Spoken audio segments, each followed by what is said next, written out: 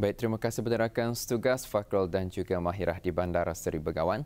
Assalamualaikum warahmatullahi wabarakatuh. Selamat pagi dan salam ceria kepada audio penonton. Alhamdulillah kita bersua lagi menerusi siaran tas langsung yang dibawakan dari daerah Tutong untuk keluarannya hari ini. Dan audio alhamdulillah juga keadaan cuaca pada pagi ini dalam keadaan yang baik. Dan apa juga aktiviti-aktiviti ataupun perancangan yang audio sudah rancang akan dapat dilaksanakan dengan baik juga pada hari ini. Baik, ada satu info saya kongsikan menerusi pertemuan kita pada pagi ini yang mana pada 7 November 2020 hari Sabtu akan diadakan acara walkathon anjuran Pusat Kegiatan Warga Emas Daerah Tutong yang akan diadakan di tempat letak kereta Pusat Kegiatan Warga Emas Daerah Tutong pada jam 7 pagi yang mana antara pengisiannya adalah acara ini akan dimulakan dengan senam aerobik sebelum acara pelepasan walkathon dilakukan dan insyaAllah acara walkathon ini akan berlangsung di sekitar kawasan Bukit Bendera Daerah Tutong. Dan ada seterusnya mari kita ikuti pula tinjauan saya menerusi bahan rakaman yang kita akan saksikan menerusi pertemuan kita pada pagi ini.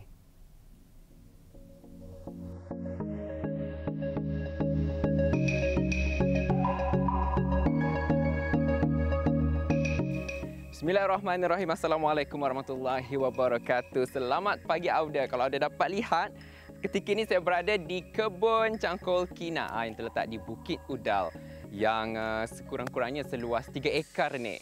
Pelbagai jenis tanaman ada di sini dan saya akan bersama dengan pemilik kebun ini untuk kita ni mengetahui lebih banyaklah lebih lanjut mengenai dengan kebun beliau ni. Jadi untuk itu Auda, teruskan kesetiaan Auda bersama saya.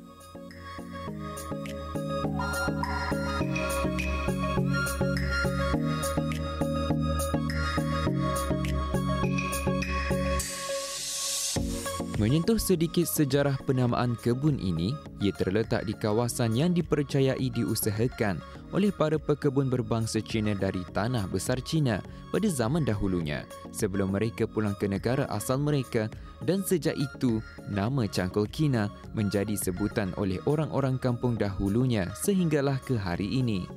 Kebun ini dimiliki oleh Pak Cik Muhammad Harni Haji Omar dan telah diusahakannya selama lebih kurang 20 tahun lamanya.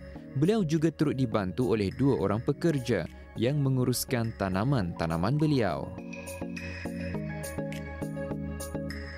Di sini terdapat lebih daripada 10,000 pohon yang ditanam, terdiri daripada pelbagai jenis tanaman yang antaranya ialah seperti tanaman jagung, cili, terong, peria, labu air dan sebagainya. Pengurusan tanaman juga perlulah dilakukan dengan baik dan bersistematik bagi memastikan tanaman akan tumbuh dengan sihat dan subur.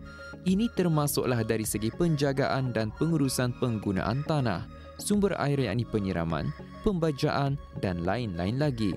Selain daripada faktor-faktor luaran seperti cuaca, serangan penyakit dan musuh tanaman yang perlu juga diberi perhatian oleh para pekebun. Baik, jadi Pakcik mungkin boleh kongsikanlah dari segi tanah ni. Tanah apa ni kita guna? Tanah bukit, tanah gambut, macam mana? Tanah yang di sini ni jenis tanah pasir hitam. Pasir hitam kan.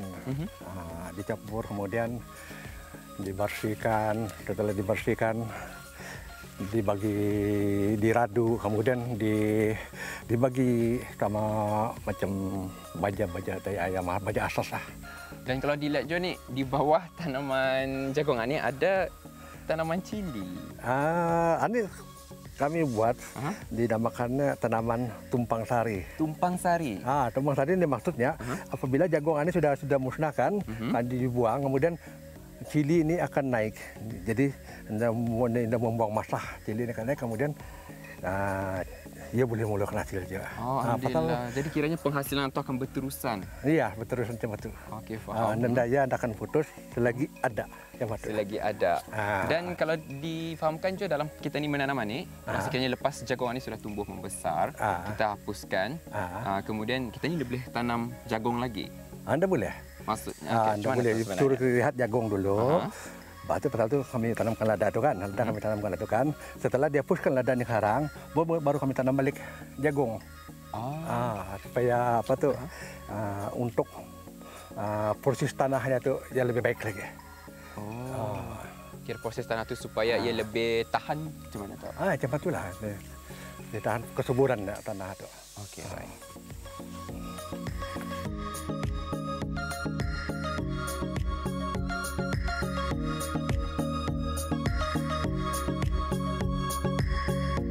Bukan mudah untuk mengendalikan sebuah kebun yang mempunyai keluasan yang luas dengan tenaga pekerja yang sedikit jika tidak mempunyai ilmu pengetahuan mengenainya, terutama apabila berlakunya serangan penyakit pada tanaman. Oleh itu, seseorang pekebun perlulah sentiasa rajin untuk menambah ilmu pengetahuan dan kemahiran dalam bidang pertanian. Selain perlu ada semangat dan jiwa yang kental untuk terus berusaha.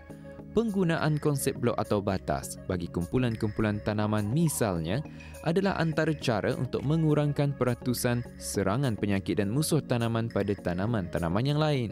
Selain juga untuk memastikan tanaman yang tumbuh benar-benar subur mengikut kondisinya yang optimum kerana setiap tanaman mempunyai kondisi tumbuh besaran yang berbeza. Jadi kebunan ini macam mana? Adakah memang bertujuan untuk tanaman komersial ataupun untuk keluarga gimana? Sebenarnya saya menanamkan sayuran ini adalah tujuan saya untuk komersial. Untuk komersial siapa yang mau kami antar ke pasar burung, ke pasar-pasar biasa. Kemudian kalau ada orang datang sendiri membeli ke sini kan boleh juga. Boleh. Boleh juga. Kalau datang kemari kan dia akan kotek. Dia mau kiranya jagung berapa. Jadi kami jual lah. Artinya tidak terhad kepada pasar burung saja. Mana-mana saja orang yang datang akan kami layan. Jadi kalau selama tempoh tanaman ni sudah pasti ni banyak ni orang cabaran. Cabaran memang banyaklah. Cabaran yang paling banyak cabarannya. Kadang-kadang musim kemarau, musim hujan, kemudian menagih penyakit. Cabaran-cabaran yang utama kali itu dah penyakit yang cabarannya. Kami mendeteksikan cara macam penyakit-penyakitan kami rujuk arah jabatan pertanian, kemudian diorang menunjukkan macam mana. Kemudian menggunakan racun yang diorang cadangkan. Ikut dari masalah ke masalah.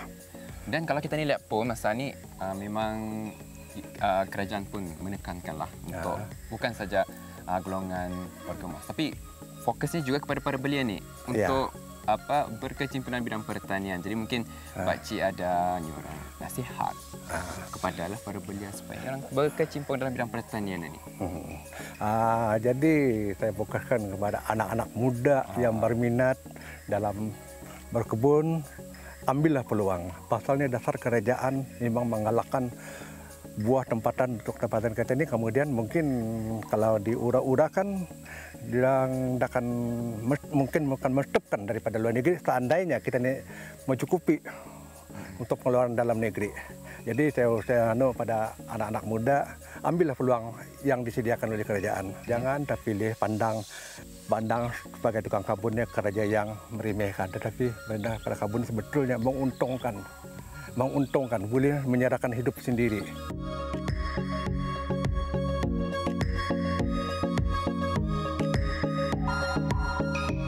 Dengan adanya kebun ini, beliau juga berhasrat untuk menjadikannya sebagai satu ekor pelancongan dan penarikan bagi kampung Bukit Udal yang mempelawa orang ramai untuk menyaksikan kebun beliau dan juga ingin berkongsi pengalaman serta ilmu pengetahuan mengenai hal ehwal pertanian dan berharap agar ia menjadi satu pembangkit semangat kepada masyarakat terutama golongan belia untuk turut berkecimpung dalam bidang ini kerana beliau percaya berbudi kepada tanah pasti dapat membuahkan hasil yang memuaskan.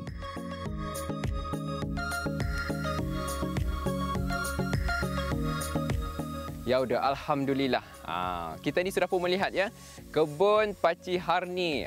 Kalau orang yang kemari memang mereka akan lihat seolah-olah mini Kundasang ni. Tujuan yang dikongsikan oleh Pak Cik Harni tadi. Dan sebenarnya berkebunan ni siok ni sebenarnya kerana ia boleh mengurangkan kita ni punya tekanan ataupun stres, terutama apabila sudah ada hasilnya. Itu yang paling siok tu. Jadi saya harap mungkin dengan bahanan ni dapat memberi orang semangat jugalah kepada audio di luar sana untuk cuba dalam bidang berkebun ataupun pertanian ini. Jadi insya-Allah kita akan bersua lagi di lain keluaran audio. Untuk itu, akhir kalam daripada saya. Assalamualaikum warahmatullahi wabarakatuh.